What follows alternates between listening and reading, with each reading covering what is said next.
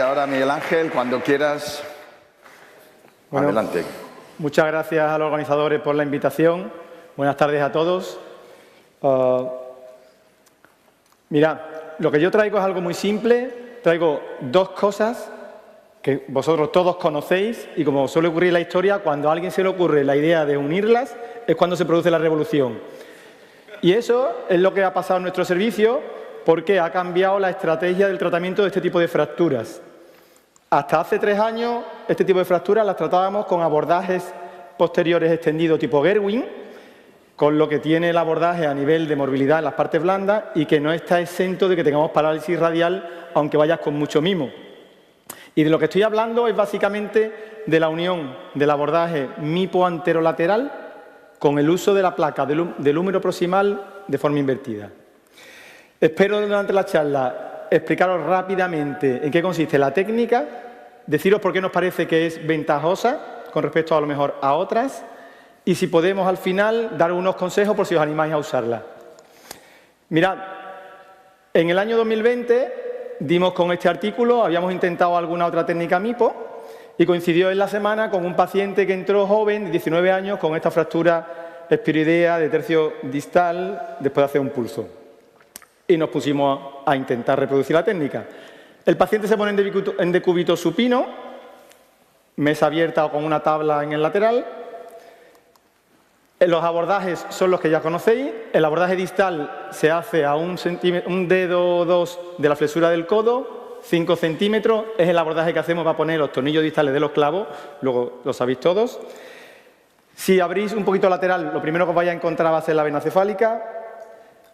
Abrís la fascia, encontráis el bíceps, digitalmente lo retraéis y lo echáis hacia medial y caéis en el plano del braquial, esa mantita roja, y que si tenéis prurito de llevarse un poquito más para allá el bíceps, veis que tenéis ahí el nervio musculocutáneo. No nos importa, nosotros nos venimos un poquito más lateral y lo que hacemos es que entramos a través del braquial y ahí ya entramos hacia hueso, zona de seguridad, y podemos limpiar el lecho donde vamos a colocar nuestro implante y deslizar la rampa hacia proximal. A nivel proximal, ¿quién no ha hecho un delto pectoral? Todo el mundo había hecho delto pectoral, estoy seguro. Pues la ventana central del delto pectoral, porque nuestro implante va a ir lateral a la porción larga del bíceps y medial al borde del deltoides. Una vez que tenemos hecho ya estas dos ventanitas, lo que hacemos es crear el túnel de deslizamiento. Lo podéis hacer con un periostotomo, tenéis instrumental específico o con la misma placa del revés, que suele ser muy fina y os sirve también para despegar y hacer el túnel. Deslizamos, veis que queda tapizada la placa debajo del braquial. Hay que alojarla como 1 o 2 milímetros antes de la fosita y los autores te dicen que es el momento en el que pongas los separadores, que equilibren la placa ahí y pongas 2 tornillos. Reduzcas de extracción, reduzcas la fractura con respecto a esta estructura que ya está fijada abajo, te vayas a proximal, pongas un tornillo y después completen la síntesis con el resto de tornillos, un mínimo de 6 abajo y 3 o 4 en proximal. Nosotros lo que nos encontramos cuando abrimos la ventanita es que caímos encima del foco y dijimos, 19 años, oblicua corta, tal. Nos venimos arriba, pusimos un tornillito a compresión, pusimos el foco en estabilidad absoluta y después usamos la misma técnica que os acabo de describir del implante desarrollado de la forma que veis aquí en las imágenes. El paciente salió moviendo, nos animamos, resultado postoperatorio, la evolución al mes del paciente, veis que no tenía problemas de movilidad, y a los 5 meses y al año. ¿Qué ventajas le vemos nosotros a este abordaje? Pues mira, lo primero es que te da más accesibilidad de la que piensas, porque el húmero, tú cuando entras, estás entrando más proximal de lo que te dice la mente, porque si tú lo miras en una visión lateral, el húmero está más distal de lo que te dan las marcas de los pliegues. Y en la visión lateral, si tú haces la incisión de los 5 centímetros, lo que te da es una ventanita, trabajas en un pozo, pero con una visión conoide, que no solo te deja trabajar en la parte distal del implante, sino también en la mayor parte de las ocasiones puedes abordar el foco de fractura. El implante no te da problema, el implante es como va, veis que se adapta incluso un poco a la formita a nivel distal y sobre todo en 2,5 centímetros podéis meter hasta 7 tornillos. Y en tercer lugar, lo que más nos gusta es que te deja manejar con la filosofía de osteosíntesis que tú quieras. Puedes hacerlo como han hecho los autores, haciendo una placa puente, y punto. Podéis hacer una reducción directa con cerclaje y poner vuestra placa de estabilidad relativa. Podéis hacer una estabilidad absoluta a través del implante y podéis hacer una estabilidad absoluta con tornillo y después poner el implante. Ejemplos. Paciente con una fractura esporoidea y un ala de mariposa que redujimos con estos cerclajes y después le pusimos la placa. Aquí veis la evolución y la consolidación de la fractura. Una fractura más compleja, ya tenemos 2 fragmentos, esta costó un poquito más reducirla. También usamos cerclaje en este caso.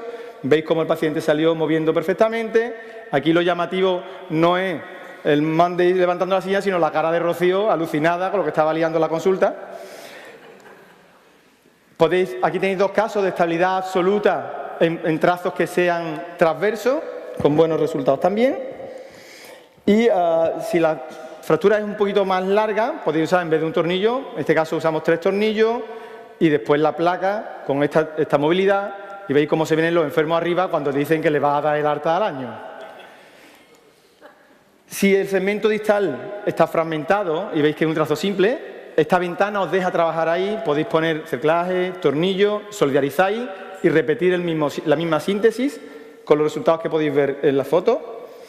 Y esto lo traigo anecdóticamente, que es un caso de José María Pérez, en el que tuvo una desgraciada fractura periimplante al mes de la cirugía de una fractura de codo y él recurrió a la técnica como elemento para poder salir del paso. ¿Hemos tenido complicaciones? Sí. La que hemos tenido, parálisis radial. Mirad, esta fue la primera que yo tuve. El caso es verdad que yo también me envalentoné un poquito. Esta fractura que veis bifocal, intentamos tratarla con esta técnica y podéis ver nada más que la forma del brazo que ahí ya hubo batalla. Nos dedicamos demasiado, yo creo, al tema de la reducción. Como veis aquí pusimos la venda de Smash, agujas por arriba, tal. Las imágenes de la placa están magníficas. Incluso nosotros, es de estas veces que nos floreció el radial aquí en distal. Cuando terminamos la cirugía sabíamos que no la habíamos lesionado, pero la mujer salió con la mano caída. En 2 meses, como veis en el circulito amarillo, ya tenía la mano levantándola. A los 4 meses, estupendo, recuperación y consolidación de la fractura. Consejo que os daría, básicamente, a nivel distal, no uséis los Hoffman chiquititos, usad los Hoffman grandes. En la varias codos vienen unos que son, como veis ahí, un poquito más angulados y veis la ventana de visión que os dejan. El ayudante ya no está tirando tanto. Cuando hagáis la reducción, traccionad con el codo en flexión para que no se os levante la fractura y os impida pasar el implante.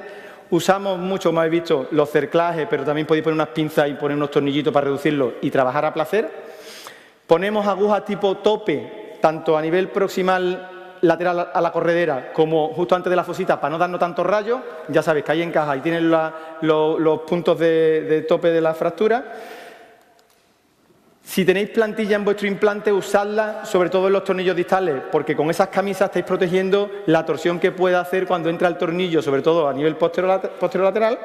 Y por último, si podéis, no lo operéis de forma inmediata, porque nosotros hemos visto que se hincha el brazo, abrimos el baquial, algunas veces sangra un poco y de hecho 4 o 5 días y le solemos poner un drenaje.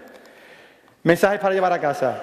Creemos que este combo puede ser una alternativa a la convencional del Gerwin con la placa extraarticular, que creemos que es una técnica reproducible, sencilla y segura, y que lo que sí que tenéis que mimar es en la parte distal, en no estar abriendo para poder ver que no hace falta tanto. Muchas gracias.